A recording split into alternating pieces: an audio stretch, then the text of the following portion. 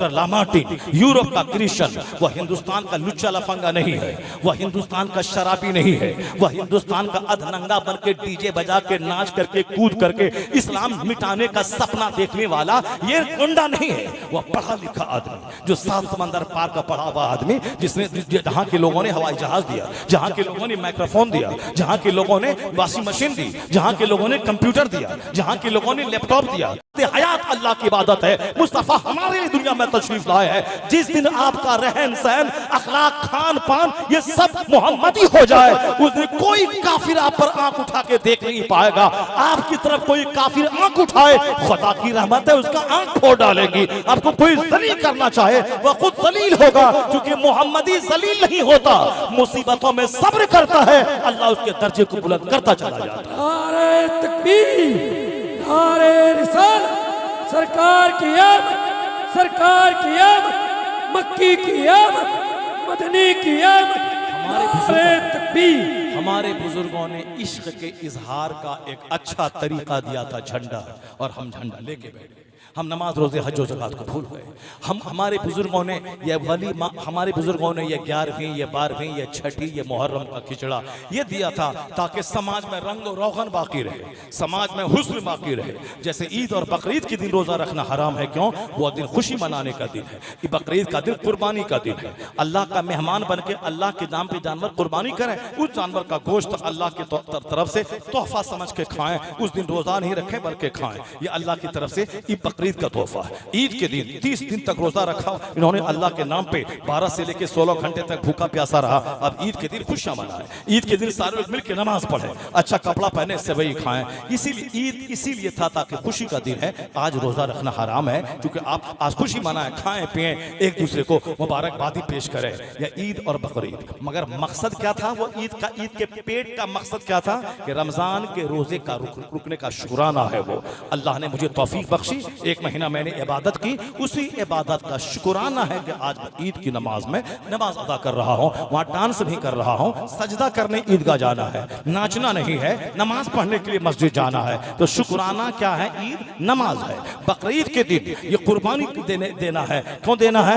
इसलिए कि आज मैं जानवर को एक सिंबॉलिक कुर्बानी दूं। कल अगर घर, वतन, जान, औलाद सब कुर्बान करना पड़े तो फिर हम सब कुछ लेके हाजिर हैं। ये जानवर की कुर्बानी एक अलामती कुर्बानी है, सिंबॉलिक सांकेतिक कुर्बानी है। मकसदी हयात यह है, जान माल, इन्ना सलाती व नुसुकी व महयाय व ममाती लिल्लाहि रब्बिल आलमीन। मेरी कुर्बानी, मेरी नमाज, मेरा जीना, मेरा मरना सब अल्लाह के लिए है। मकसद है सब कुछ अल्लाह के लिए है। यह कुर्बानी एक जाहिरी सांकेतिक कुर्बानी है। मकसद है एक महीना इबादत रहने का शुक्राना, और जाहिरी तौर पर है अच्छे कपड़े पहन के, अच्छा खाना खा के नमाज पढ़ने के लिए घर से बाहर निकलना है। मकसदे बार ही यह है कि हुजूर की आमद हुई जुल्म मिटाने के लिए, शिर्क मिटाने के लिए, कुफ्र मिटाने के लिए, जहालत की तारीकी मिटाने के लिए। यतीमों का हक दुनिया मार रही थी, यतीमों को हक दिलाने के लिए। औरतों को दुनिया जलील कर रही थी, औरतों को सम्मान दिलाने के लिए। बेवाओं को दुनिया अभागन मान रही थी, उस बेवा को सुहागन बनाने मुस्तफा आ रहे हैं। दुनिया में इल्मी इनकलाब बर्पा करने आ रहे हैं, यतीमों को पनाह देने आ रहे हैं, गरीबों को सम्मान देने आ रहे हैं। यह ज़कात का कानून, यह फित्रे का कानून इसीलिए है ताकि गरीबों को खुराक मिल जाए, ताकि मालदारों के माल की मोहब्बत दिल में ना रहे, बल्कि माल वो निकाल निकाल के गरीबों को खिदमत करके पता चले कि दिल में माल की मोहब्बत नहीं, माल देने वाले रब्बे आला की मोहब्बत है। माल कुर्बानी इसी, ये ज़कात इसीलिए है। 1 करोड़ रहे तो 2.5 लाख निकाले, 100 करोड़ रहे तो 2.5 करोड़ निकाले, इसीलिए निकाले ताकि माल की मोहब्बत दिल में ना रहे, या दिल गंदा ना हो जाए, बल्कि ये माल देने वाले की मोहब्बत दिल में रहे, और माल को निकालते रहे, खैरात करते रहे। कुर्बानी करें, सदक़े फित्र निकालें, उश्र निकालें, ज़कात निकालें, और नफ्ल खैरात करते रहे, ताकि माल निकलता रहे और दिल का मैल निकलता रहे, दिल में माल की मोहब्बत ना रहे, माल देने वाले की मोहब्बत रहे। कि मैं 10 देता हूँ, अल्लाह हमें 100 देता है, मैं 100 देता हूँ, अल्लाह हमें 1000 देता है, मैं 1000 देता हूँ, अल्लाह मुझे लाख देता है। तो माल की मोहब्बत दिल में रहे, माल देने वाले की मोहब्बत दिल में रहे, इसीलिए कानून ज़कात है। हर कानून के पीछे हिकमतें पोशीदा है। सरकार दो जहां के आने का मकसद यही था, वह मुझे नमाजी बनाए, वह मुझे शिर्क से बचाए, वह मुझे कुफ्र से बचाए, वह मुझे बता दे कि दुनिया की जिंदगी चंद दिन की है, मरने के बाद तुम्हें अल्लाह के सामने जाना है, हिसाब किताब देना है। अब मुस्तफ़ा ने जब मेहनतें की, मक्का छोड़ के मदीना आए, मैदान बद्र में रहे, मैदान ओहद में दूसरे तीसरे साल गए, कभी खैबर में, कभी खंदक में, नबूवत के ऐलान के बाद 13 साल मक्के में मुसीबतें सहते हुए, मदीने में 10 साल सिर्फ मैदान जंग में जाते हुए, लेकिन हुजूर ने हिम्मत नहीं हारी, बल्कि मुसलमानों की एक टीम पैदा कर दी, सहाबा कराम की एक मजबूत जमात पैदा कर दी, ताकि आप अपने वादे के मुताबिक, वादे रब के मुताबिक आपका जब इंतकाल हो जाए, दुनिया से चले जाएं, या दीन कमजोर ना होने पाए। इस दीन को लेकर सिद्दीक उठेंगे, इस दीन को लेकर उमर उठेंगे, इस दीन को लेकर उस्मान उठेंगे, इस दीन की तबलीग को लेकर अली उठेंगे। कुल्लुहुम, सारे सहाबा को मुस्तफा ने अंदर से पावर से ताकतवर बना दिया था। इसीलिए डॉक्टर फिलिप हिड्डी यूरोप का आज कहते हैं, after the death of the holy prophet it seems that the sterile earth of Arabia has been converted by magic into the nursery of heroes. कहते हैं मुस्तफा ने ऐसी टीम पैदा कर दी अपनी मुख्तसर सी इस जाहिरी ऐलान नबुव्वत के अहद में कि हर उस टीम का हर फर्द, हर मेंबर अपने वक्त का इम्तियाजी शान का मालिक बन गया। यह हीरोओं की नर्सरी में मदीना तब्दील हो गया। यानी जो सहाबी जहां था वह सबके सब जबरदस्त एडमिनिस्ट्रेटर, जबरदस्त फौजी, जबरदस्त आदिल, जबरदस्त फकी, सारे के सारे बन गए। ये मुस्तफा की निगाह, ये उनकी सोहबत, ये उनकी तरबियत का असर था कि एक क्रीम टीम मुस्तफा छोड़ के दुनिया से जा रहे हैं। अब उसी क्रीम टीम का सरगना सिद्दीक अकबर है, जिन्होंने 2 साल तक इस्लामिक स्टेट की जिम्मेदारी संभाली और इस्लाम को ताकत देते रहे। उसके बाद हज़रत उमर फारूक आजम देते रहे। तो हुजूर ने मुसीबतें सही, तो जाते जाते इनाम क्या मिला? 8 साल के बाद मक्का छोड़ के मदीना आए, 12,000 का लश्करी जर्रार लेकर मक्का फतह कर रहे हैं। फिर उसके बाद क्या इनाम मिला कि 2 साल के बाद 1,24,000 लोगों ने कलमा पढ़ा। मैदान अरफात में वो मुस्तफा जो रात के वक्त मक्का छोड़कर मदीना गए थे, मैदान अरफात में अपनी ऊंटनी पर सवार है और 1,24,000 का ठाटे मारता मजमा मैदान अरफात में आपके सामने था।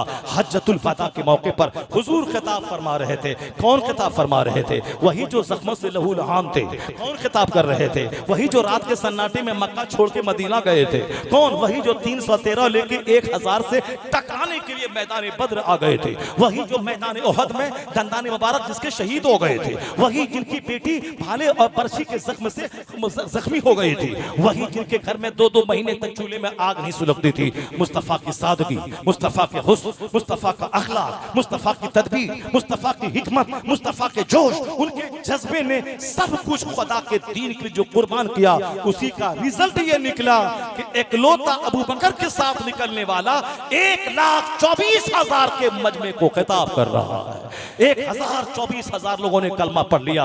डॉक्टर लामार्टिन यूरोप से चीख पड़ा, if greatness of purpose, smallness of means and astounding result, if there are 3 criteria of human genius, who could dare to compare any great man in modern history with Prophet Muhammad? Doctor Lamartine Europe का Christian, वह हिंदुस्तान का लुच्चा लफंगा नहीं है, वह हिंदुस्तान का शराबी नहीं है, वह हिंदुस्तान का अधनंगा बन के डीजे बजा के नाच करके कूद करके इस्लाम मिटाने का सपना देखने वाला ये गुंडा नहीं है। वह पढ़ा लिखा आदमी, जो 7 समंदर पार का पढ़ा हुआ आदमी, जिसने जहां के लोगों ने हवाई जहाज दिया, जहां के लोगों ने माइक्रोफोन दिया, जहां के लोगों ने वॉशिंग मशीन दी, जहां के लोगों ने कंप्यूटर दिया, जहां के लोगों ने लैपटॉप दिया, जहां के लोगों ने ट्रेन दिया, जहां के लोगों ने मोटर कार दिया, जहां के हेनरी फोर्ड ने मोटर कार दिया, जहां के जेएल बेयट ने टेलीविजन का सिस्टम दिया, जहां के मार्कोनी ने साहब टेलीग्राफी का फॉर्मूला दिया, जहां के लोगों ने डेविड हक्स ने माइक्रोफोन दिया, यहाँ सारी चीजें वहीं से आ रही है। हमारे लोगों को नाचने और गाने से फुर्सत कहाँ है? हमारे लोगों को नफरत फैलाने से फुर्सत कहाँ है? हमारे लोगों को खरबों रुपए एक दिन नकली पिंडाल बनाने से फुर्सत कहाँ है? हिंदुस्तान में एक रात में इतनी बिजली खर्च होती है जिससे कि आधा साल हिंदुस्तान के सारे लोग अपने घरों में एक चिराग जला सके, लेकिन एक रात में सबको फूंक दिया, एक नकली जाली पिंडाल बनाकर उसको फूंक दिया। कभी तन्हाई में बैठकर सोच लिया होता होता, कभी मुसलमानों की मस्जिदों को देख लिया होता कि इनकी मस्जिदों में 5 वक्त नमाज का सिस्टम है। ये लोग नमाजें मस्जिद में पढ़ते हैं, जुमा की नमाज मस्जिद में पढ़ते हैं, ईदैन में मस्जिद में और ईदगाह में पढ़ते हैं। तो एक दिन में पिंडाल सजाकर खरबों रुपए का माल फूंक दिया, आग में फूंक दिया, पटाखे में फूंक दिया, ताड़ी शराब में फूंक दिया, पिंडाल में फूंक दिया, लाइटिंग में फूंक दिया। इसलिए मुसलमानों को हमेशा, चाहे 12वीं हो, चाहे 11वीं हो, चाहे बाल बच्चे की शादी हो, चाहे कोई भी तकरीब हो, लाइटिंग बिल्कुल दरमियाने ढंग से, यानी फजूल खर्ची नहीं, न लाइटिंग में फजूल खर्ची, न झंडियों में फजूल खर्ची, न खाने पीने में फजूल खर्ची, सादगी हर काम में रहे, ताकि उनको भी लगे कि जब ये सिंपल त्योहार मनाता है, जब ये सिंपल शादी ब्याह करता है, जब ये सिंपल जुलूस निकालता है, इनके जुलूस में हुड़दंग नहीं है, इनके जुलूस में डीजे नहीं है, इनके जुलूस में किसी को तकलीफ देना नहीं है। ये हजारों की तादाद में निकले, एक उस छोर में, दूसरा किनारा शहर के इस किनारे में रहे, और दो लाइन में खड़े रहे, सफेद कपड़ा, सफेद अमामा, सफेद टोपी पहनकर, हाथ में झंडा लेकर जाए, न किसी को कष्ट पहुंचाए, अपने नबी की नात पढ़े, नबी का नारा लगाए। मैं तो कहता हूं तकरीरों से जो तबलीग होती है, किताबों से जो तबलीग होती है, उसी तबलीग का हिस्सा हमारा जुलूस भी बन जाएगा। कोई साल ऐसा नहीं गुजरेगा अगर शराफत के साथ मेरा जुलूस निकले।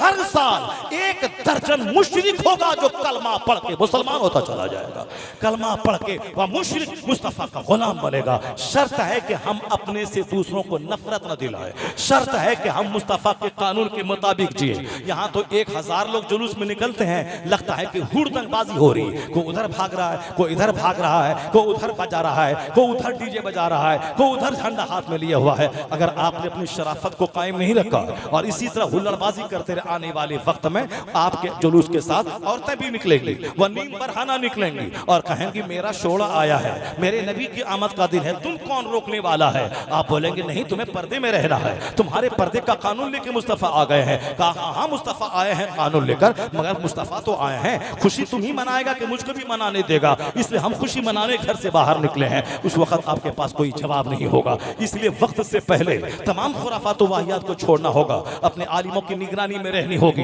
अपने दीनी रहनुमाओं की बात माननी होगी, मजहबी रहनुमाओं की इज्जत को पैसे से नहीं आंकना होगा। ये इमाम साहब 10,000 कमाते हैं, मैं 10 करोड़ कमाता हूं, इसकी क्या हैसियत है?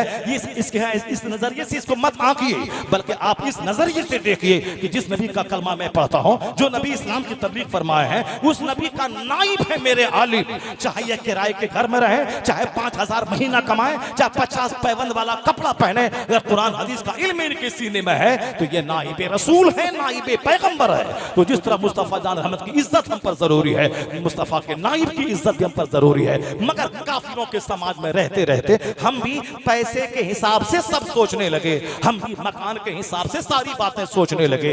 इल्म के एतबार से, फजल के एतबार से, बुजुर्गी के एतबार से, हुजूर की मोहब्बत के एतबार से, हुजूर की नियाबत के एतबार से, जन्नती होने के एतबार से, नमाजी होने के एतबार से, तकवा परहेजगारी के एतबार से हमने सारा एतबार छोड़ दिया। एक ही एतबार ले आया कि जिसके पास पैसा है वही आदमी है, चाहे उसकी औरतें नंगी रहें, उसके बच्चे नंगे रहें, चाहे वो खुद गर्दन तक तारी शराब में डूबा रहे, अगर पैसे की धमक है तो लोग उसके एहतराम के लिए खड़े हो जा रहे हैं, लोग उसके लिए साफ आगे पीछे करते हैं, लोग उनके दरवाजे पर सलामी दागने के लिए सुबह शाम जाया करते हैं। और सामने वाला बंदा मस्जिद का इमाम रहे, मामूली तनख्वाह कमाए, मगर सारी जिंदगी में नमाज उसकी कज़ा नहीं हो रही, वह नमाज पढ़ा रहा है, वह 4 साल की उम्र से नमाजी है, वह ज़िना शराब सूद के गुनाहों से बचा हुआ है, वह हदीस पाक पढ़ता है, कुरान पढ़ता है, लोगों को पढ़ाता है, मगर उसके पास कौन जाएगा? चूंकि उसके पास माल नहीं है। मगर वही मौलवी अगर गलत तरीके से पैसा कमा के फॉर्चूनर खरीद ले, अगर वही मौलवी ममता बनर्जी से अपने ताल्लुकात कायम कर ले, वही मौलवी अगर वह साथ प्राइम मिनिस्टर से ताल्लुकात कायम कर ले, तो फिर ये आदमी जो मौलवी समझ के कभी सम्मान नहीं दिया, जो इमाम समझ कर कभी सम्मान नहीं दिया, मुत्तकी समझ कर कभी सम्मान नहीं दिया, वही मेरे दरवाजे पे आके तलवा चाटने लगता है, मेरा पांव चूमने लगता है। क्यों? मैं मौलवी हूं। क्यों? इसलिए उसको ममता बनर्जी से फला काम करवाना है, उसको फला ठिका लेना है, उसको फला केस की पैरवी करवानी है, उसको फला दारोगा से पैरवी करवाना है। इसलिए मौलवी हमारी वजह से लामहला वो अपने ताल्लुकात सियासतदानों से कायम करने लगे। वह नमाज छोड़कर वो साफ सोचा कि जब मैं तकवा परहेजगारी तहज्जुद नमाज इशराक चास्त पढ़ता हूं, ये मुझको वैल्यू नहीं दे रहा है, तो अब वो पैतरा थोड़ा सा बदला और ताल्लुकात सियासतदानों से रहने लगे। अब दरवाजे पे फॉर्चूनर पे लोग आ रहे हैं उनका हाथ चूमने के लिए, उनका तलवा चाटने के लिए कि हमें गृह मंत्री से फला काम है, वो काम करवा दीजिए। आप उनके करीब रहते हैं, आपकी वो बात मानते हैं, आप साहब ममता से करीब हैं, आपकी वो बात मानती हैं, इसलिए हमारा ये काम करवा दिए। यानी सिर्फ मतलब, सिर्फ दुनिया और उक़बा आखिरत की वजह से। जबकि एक आलिमी रब्बानी मुस्तफ़ा का नाइब है, इसलिए नहीं कि उसके पास धन दौलत है, इसलिए कि वह मुस्तफ़ा की हदीस लोगों तक पहुंचाता है, मुस्तफ़ा का पैगाम आम करता है, वह कुरान हदीस की बात बोलता है। इसलिए एक आलिमी रब्बानी की हैसियत इस नहज से है कि वह मुस्तफ़ा का नाइब है। सोच बदलनी होगी, जीने का ट्रेंड बदलना होगा, अपने बाल बच्चों की सोच बदलनी होगी, वरना जिस हालत में आप जी रहे हैं, इस हालत में तो सिवाय रुसवाई और बदनामी और बेइज्जती के कोई दूसरी चीज नहीं लिखी हुई है। और इस्लाम के लिए आप फिक्र मत कीजिएगा कि हम मिटेंगे तो इस्लाम मिट जाएगा, ऐसा कभी नहीं होगा। कलकत्ता के सारे मुसलमान मिट सकते हैं, इस्लाम नहीं मिटेगा। बहादुरपुर का सारा दाढ़ी टोपी वाला मिट सकता है, इस्लाम नहीं मिटेगा। चूंकि मिनकुम अन दीनी, अल्लाह कहता है तुम में से जो कोई दीन से फिरेगा तो अल्लाह ताला उसकी जगह एक ऐसी कौम पैदा कर देगा जो कौम खुदा की राह में जिहाद करेगी, जो कौम अल्लाह से मोहब्बत करेगी, अल्लाह उससे मोहब्बत करेगा, उससे दीन का काम होगा। अगर 50 लाख मुसलमान अगर मुशरिकों के तरीके जिंदगी को अपनाए, ये जलील हो जाएंगे और अल्लाह इस्लाम को जिंदगी देने के लिए दूसरे 50 लाख काफिरों को कलमा पढ़वा के मुस्तफा का गुलाम बना देगा। इसलिए बदअमल मुसलमान खतरे में है, इस्लाम न कभी खतरे में था, न है, न कयामत तक रहेगा।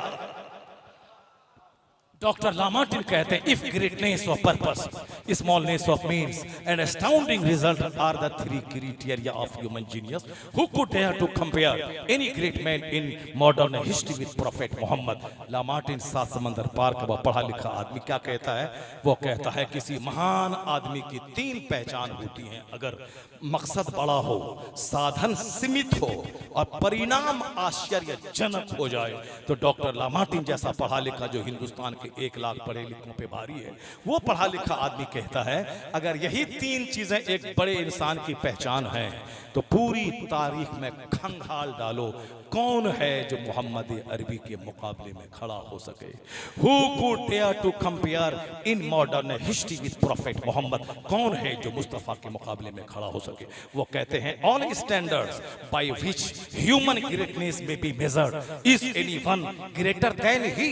कहते हैं इंसान की बुलंदी को जांचने का जितना पैमाना हो, वह सारे पैमानों को ले आओ, उस पैमाने पे जांचो और परखो कि कौन इस धरती का सबसे महान नतम इंसान है।